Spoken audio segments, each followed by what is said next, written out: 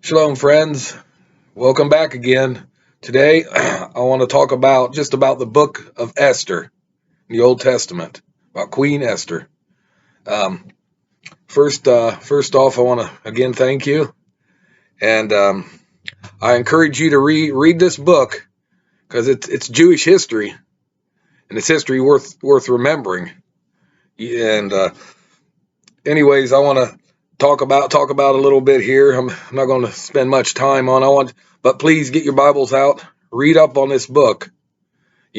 Christians of these days, traditional Christians, don't think there's any relevance in it, but there is. It's history. It's beautiful, rich history. The preservation of the Jewish race, of course. So the composition date basically was right around 465 BCE. Now we talk about the author. While the author is unknown, many scholars assume that it was written by a Jew, possibly one with intimate knowledge of the reign of Xerxes, King Xerxes. Let's talk a little bit about a background of it now. The Book of Esther is the final of 12 books categorized as history. The English and Hebrew Bible both share the same Esther, meaning star or maiden. This book describes events that occurred from about 483 BCE to 471 BCE, which included the first and second wave of the Jewish immigrants from Persia back to the Holy Land. Notable immigrants included Ezra and Nehemiah. While the books of Ezra and Nehemiah are concerned with the remnant that returned to Judea, Esther deals with those who stayed in the land of their captivity. During this time, Xerxes of Persia dismisses his wife, Vashti, for openly defying the king's command. This is a touchy king now.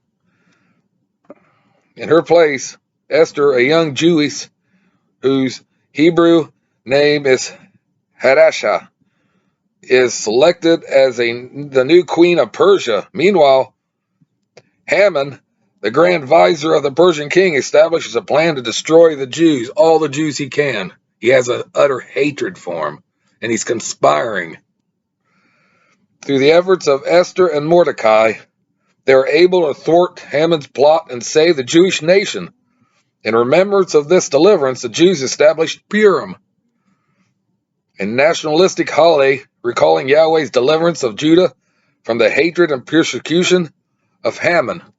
Now, to this day, the Jews still don't like Haman. And obviously, rightfully so. But yeah, to this day, they still think he's basically the scum of the earth.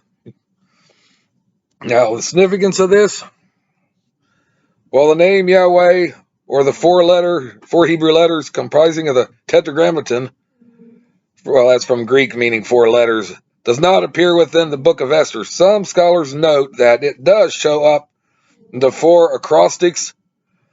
Dr. E.W. Bullinger, in the Companion Bible, Appendix 60, shows this in verses chapter 120, 5 verse 4, 5 verse 13, and 7 verse 7.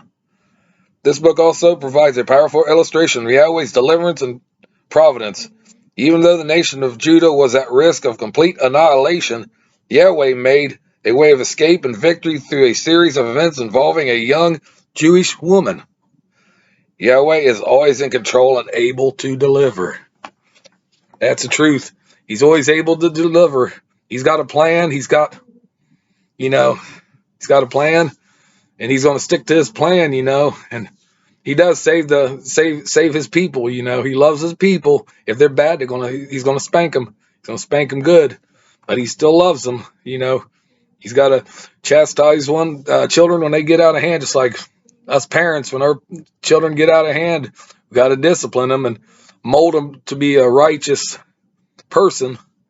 And anyways, I just wanted to share Esther with you, just a little biography, a little fact finding, digging.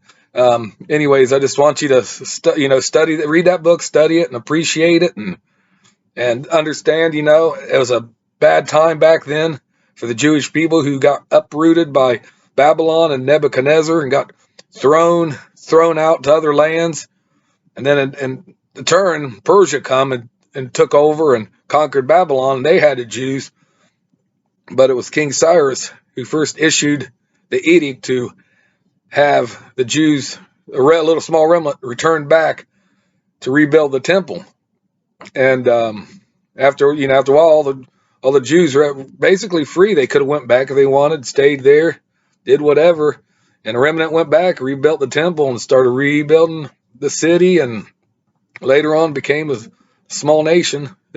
But anyways, I just wanted to, share that book with you. Just I read it the other day, and I'm just blessed that Yahweh has not just prophecy, He has history in there, and that's part of history. Even that's Jewish history. It's still history for the world. We could take lessons off of this, off the Book of Esther. The courage and the struggles and everything else. But anyways, that's all I wanted to say about that. And I thank you again. And please subscribe, like my channel, and hit notification bell. Comment below to tell me what you feel about the Book of Esther, how it impacted you, influences you, whatever. And that's all I've got to say. So with that said and done, shalom, peace out.